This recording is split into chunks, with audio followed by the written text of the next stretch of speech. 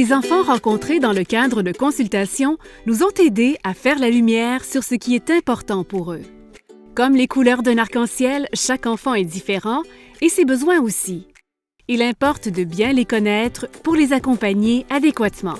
J'aime mieux travailler avec les équipes de notre choix, car des fois, les profs ils choisissent des équipes. J'aimerais aussi pouvoir dîner avec mes amis, même avec ceux qui sont au service de garde.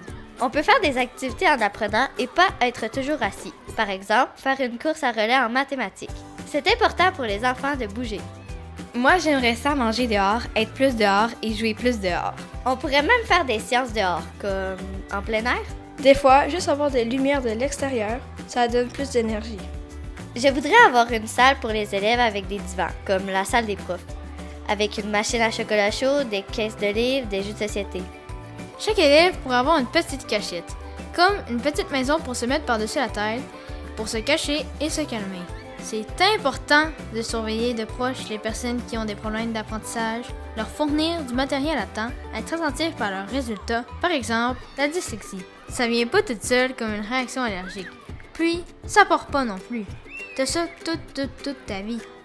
La situation de chaque enfant, ses caractéristiques et ses besoins sont uniques.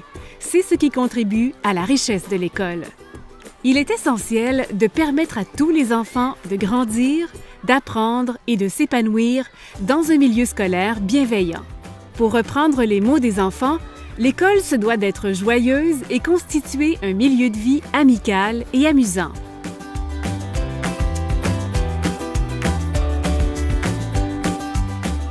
C'est super important de développer des liens entre les profs et les enfants. Ressentir ce que l'autre ressent. Développer des liens, même quasiment devenir amis avec les profs. Il faut que les adultes soient compréhensifs. Ça fait longtemps qu'ils ont été des élèves. Les enfants rappellent donc aux adultes que leurs intérêts sont très variés.